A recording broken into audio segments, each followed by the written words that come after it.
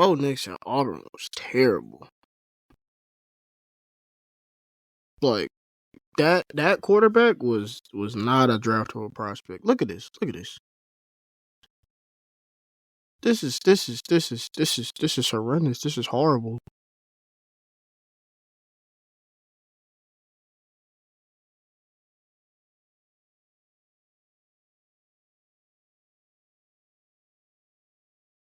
This is really bad. Like, I mean, I get it. He didn't have a lot of talent, but this is just, ugh.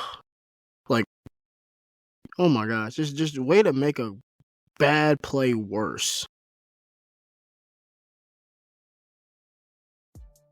What's going on, you guys? It's your boy Artie, Executive Director of Film and Art. Today we're taking a look at Bo Nix, quarterback from Oregon University. This young man has been through a lot. Originally committed to play at Auburn, same school his father played at. Just didn't work out. Didn't really have a lot of good coaching. Didn't have the, best supporting cast, but also just was not that disciplined of a player. Made some mistakes with the football, tried some throws that maybe he shouldn't have tried, ran into sacks, created turnovers by scrambling too much. Transferred to Oregon in 2022, and after a characteristic at that point showing against Georgia, really put together a nice string of football for the last 2 years at Oregon. Really put himself in a position to where this year, 2023, he was a Heisman finalist, and honestly, one of the top 4 or 5 quarterbacks in this class. Now, a few years ago, if you would have told me that would have happened, I would have laughed at you and said you're on drugs. But here we are. And here is Bo Nix. As we're getting into the tape here. Look at some throws outside the numbers. When you start with Bo Nix, I think the key factor or the key selling point for NFL teams is just being able to run a system, right? And while he did operate an Oregon system to an absolute T, like perfection, I do have questions on if, he's just, a seasoned playmaker, as the title says, or if he's a system quarterback. Because if you're going to be a, top 10 pick, like someone's going to trade up for you, you have to provide, certain qualities, certain assets as a quarterback. And for Bo Nix, when you look at his scouting report, he does have, quality traits and quality, measurables and quality, abilities for the quarterback position, but it's more like, yeah, he's good. Yeah, he's good at everything. Like, he's not really great at anything, which you really can't knock him for. Like, the ideal height, weight, athleticism for the position, outstanding passing mechanics. That is his one really, really good trait. Really, really good playmaking ability, good at extending plays to create with his arm or his legs. And, he's got a high IQ.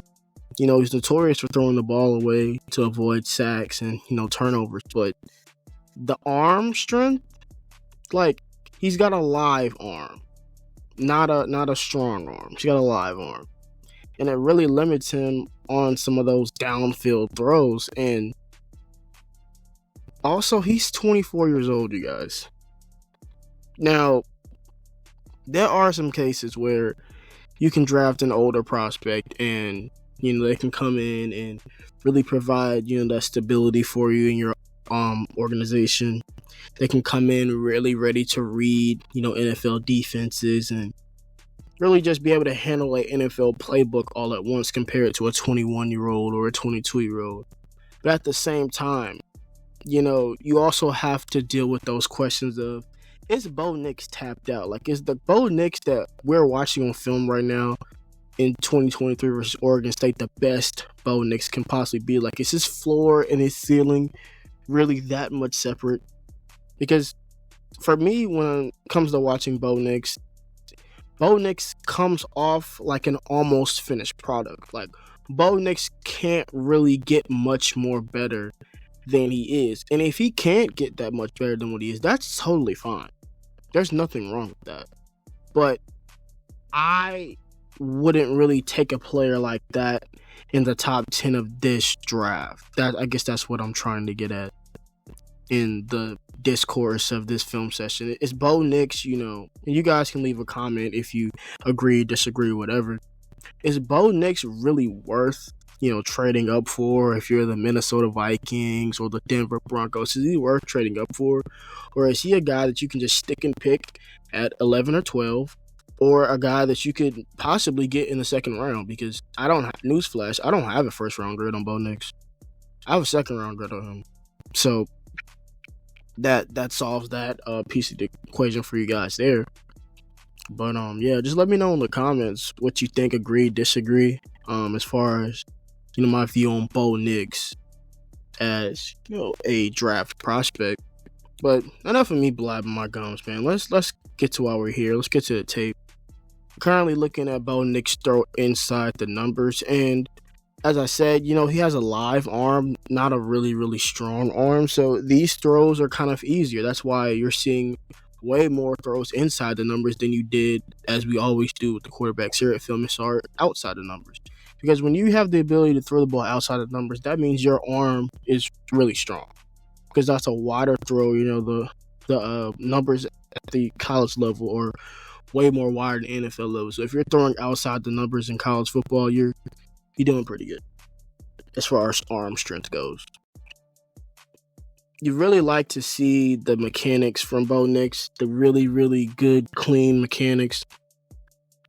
Release is pretty much the same each time. He has the ability to, even if he's drifting, his feet aren't facing correctly, he can still, throttle the ball down with some touch and everything like that. But the section of the throws that really get you excited about Bo Nix and his potential at the next level is definitely throwing on the move. I mean, Bo Nix, I was thoroughly surprised when I was getting this video together ready for you all, just how effective Bo Nix was throwing the ball on the move. I mean, obviously, a lot of these throws are also schemed, which, newsflash, has a lot to do with his lack of arm strength. But even in the moving, the pocket throws or the design of rollouts, the accuracy on the move is very, very impressive nonetheless, because it's not easy to throw the ball, going to your right, rolling, going to your left, even under the rest, going to your right and left and make those throws. It's not easy. So the fact that Bo Nix is able to do that consistently does have me wondering, is he worth the top 10 pick? Because those are types of plays that top 10 picks, make. So Bo Nix definitely thrives and definitely excels at throwing the ball on the move. And again, going back to the discourse a little bit, is he a franchise guy, or is he, a system quarterback? When it comes to Bo Nix, you also have to ask yourself, if he is a system quarterback, can you design your system for Bo? Because as you guys are seeing, like, this Oregon offense is very much tailored to what Bo liked to do, right? You see a lot of easy, pitches and catches. Now, that throw's tough, I'm not gonna lie. That's a very hard throw to make, especially on the move. A defender in your face and a defender right plastered by the receiver. So that's a tough throw. But a lot of these throws, the receivers are, open. Or the motion or the design of the play helps them to get open. So, a lot of these are just routine, and you're seeing so many of these, right? When you see a lot of reps of the same similar play, that shows that that's a staple in Oregon's offensive scheme, right? Even here, throwing left, same similar concept on a third down, sprint out to I believe that was the running back Bucky Irving. Yep. You see, this is a key part of their offense, but it also, again, it reinforces the fact that, hey, like, Bo Nix can make these plays, so I can see why the offensive coordinator, consistently called that for him. That is a hell of a throw. Like, this is probably one of the harder ones that he makes during this film session. You see the way he just flicks it out. He's got to get it out quick because he's got a blitzer coming. Same thing here on this play. Under heavy pressure, takes a hit as he lets it go, and it's just a dime to the receiver there, rolling to your left. You just really are impressed with these types of throws from Bo Nix, because again, at Auburn you saw these occasionally, right? But just seeing that consistent growth as a passer through these last 2 years of Oregon really helps, the evaluation process for Bo Nix. But Bo Nix is selling card and calling card on why he's been, a draft prospect, has always been his athletic ability and upside. As you guys are going to see later during my comp, when you see my comp for Bo Nix, his athletic ability is a weapon for whatever the offense he's running, because at any point on this play right here, right, he can just make a check and he can call a design run and get an easy 4 to 5 yards for his team. In goal line situations, it helps out because when you have those spread looks, oh, you're 5-on-5 on the line, or sometimes 5-on-4, easy quarterback draw call, and get into the red zone, or maybe even get a touchdown out of it if you're inside the 10. So yeah, the athleticism definitely shows up.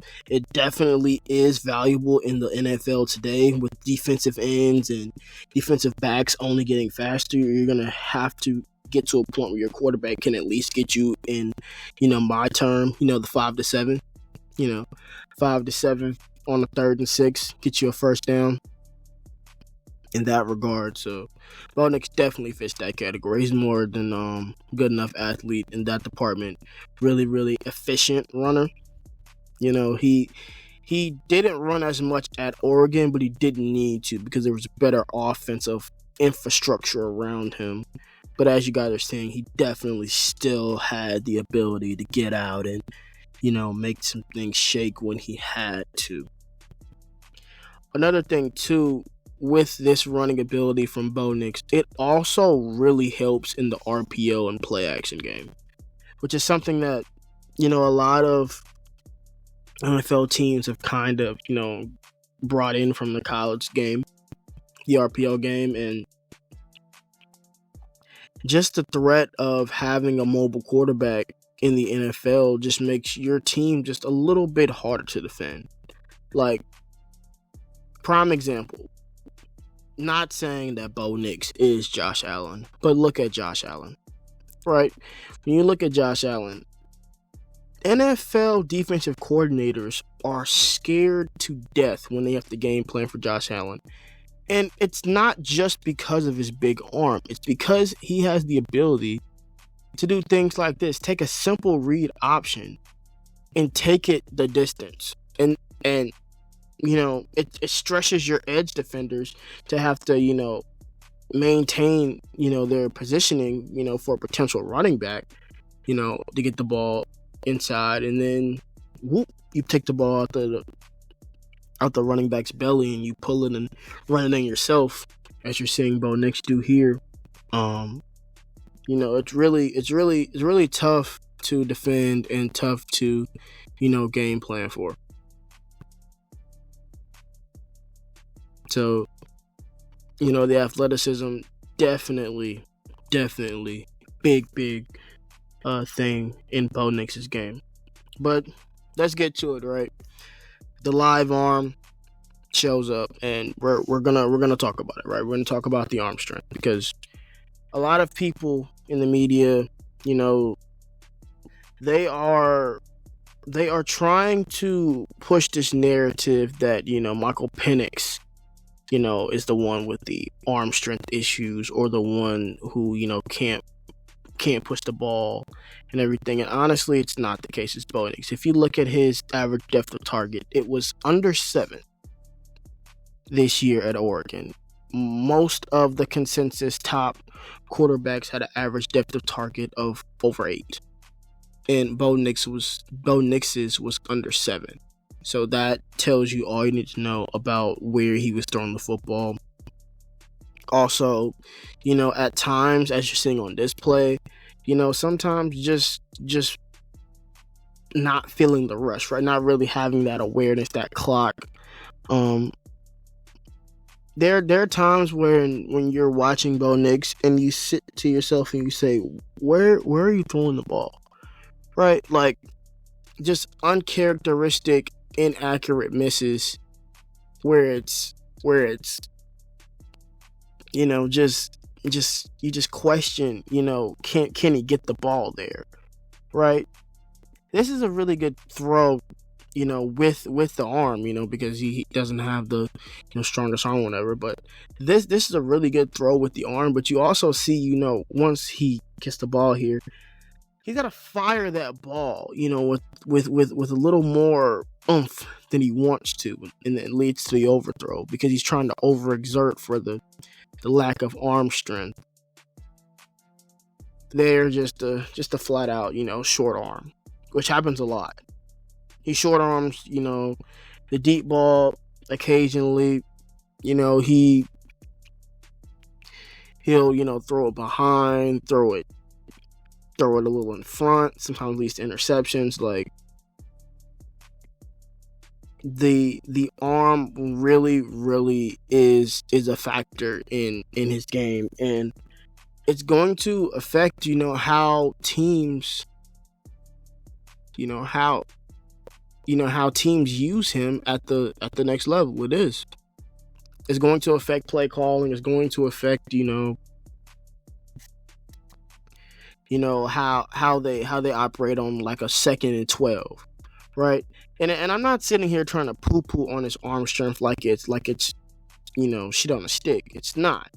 But I'm just trying to create a holistic perspective for you guys, because a lot of people that are watching this channel right now might be fans of the Denver Broncos, might be fans of the Minnesota Vikings. And I just want you guys to understand that if you guys get Bo Nix, he's not a perfect prospect. And obviously there are no perfect prospects. I'm not, you know, just, you know, trying to tear down Bo Nix. But I just want to articulate and get you guys to understand that the arm strength is not that of a Michael Penix, or not that of a J.J. McCarthy, or, well, Jaden Daniels and Bo Nix arm strength is about the same. But you guys, I hope you guys are getting what I'm saying. I can't really see you guys, but I hope you guys are getting what I'm saying. Because, like, another prime example on this throw here, you see a little bit of pressure, but you see the throw is just too short. He just doesn't have that oomph to get the ball there. Then again here, even when he's able to put the oomph on it, the accuracy's off. And that furthers my point. Even when he does have, you know, he's in the range to make the throws, when he tries to put a extra sauce on it, it just takes away from the accuracy. Normally when you're watching a passer throw the ball, this is a really good example here too. Normally when you're watching a passer throw the ball and they're overexerting their arm, they normally try to, you know, throw with extra power or whatever to, you know, make up for the lack of arm strength. But as you noticed in that section, you know, it just takes away from the accuracy at times. But enough, you know, on the arm strength or non-arm strength of Bo Nix. Let's get to, you know, the intermediate darts, because Bo Nix does have a really, really good intermediate ball. Throws a good one. This is one last throw with the arm strength, because as you're going to see, that receiver is wide open and he just throws the ball just entirely too low. And again, he's wide open. If he throws this, correctly, it's probably a touchdown, but just shows the lack of arm strength again. Off Bo Nix arm strength, I promise. Good throw here. You see how this time he puts the ball high and away, just in case, a defender is lurking under there for an undercut or anything, puts it up. So the only person that catches that ball is his target. Really, really good knifing throw there by Bo Nix. Again, here in the red zone, you see everything is covered up. Find that receiver, Troy Franklin, in the back of the end zone. A great throw by Bo Nix there. You love to see when Bo Nix is in the red zone and he does have that, that gunslinger type mentality, because when it's like intermediate, he can really put some nice zipping torque on the ball. Like you see that there, he fired that ball with conviction and true power as we get into the red zone portion. By the way, that's a hell of a ball fake. Like, that ball fake is sweet, man. You're gonna see it here from the cartel angle.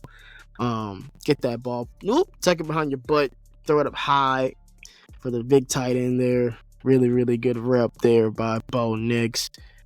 Here we are again. Throw over the middle, a little off shoulder, little off platform throw. Really good job there. Love how this is also at the end of the game. Like, this is kind of like a game-winning touchdown pass. So you get to see a little bit of Bo Nix's clutch gene here against North Carolina in the bowl game in 2022. But again, just in the red zone, pressure's on, fire that ball off platform and get it into your pass catcher. There again, threading the needle on a big time throw on the slant there. You see, when it's under 10, 15 yards, Bo Nix can really, really throw that ball with conviction. And then he does have a pretty good deep ball when he anticipates the guy, right? When he anticipates the guy getting open and breaking and he sees it early, he can get that ball up and out of there. He's a really, really good deep ball anticipation thrower. Like, see how the receiver just had to run up under it. He didn't really have to, do anything. This is a really good here. Little stutter go for Troy Franklin. See, that arm strength shows up. He had to underthrow it a little bit. But it's kind of a good thing you did underthrow it, because they were in, like, a cover, different type of covers. Like, they weren't in man. They were playing, like, again, was quarters maybe. And he had to get it in between the corner and the safety there. But, good job there by Bo Nix. This is on the move. Letting that baby go down the field to Troy Franklin, and he gets, really, really good, really caught a really, really good, what's the word? he threw the ball at the right time there, is what I'm trying to say. God, sorry, guys got me a little tongue-tied there. But, again, you see when he gets the ball up early, he saw it, get the ball up and out there, and it's a touchdown. Again, once he sees it, once he, is able to anticipate and get that ball out of there, that deep ball is very, very effective for him. Last play here, heck of a throw on the run as well, but again, the arm, arm strength brings Troy Franklin back a little bit. But at the end of the day, doesn't really matter. Ball got to where it's supposed to get to, and it went for 6. Transitioning here into Bo Nix's scouting report. As you guys see, notes I've already read off and got a second round grade on them, and his comp is Jalen Hurts.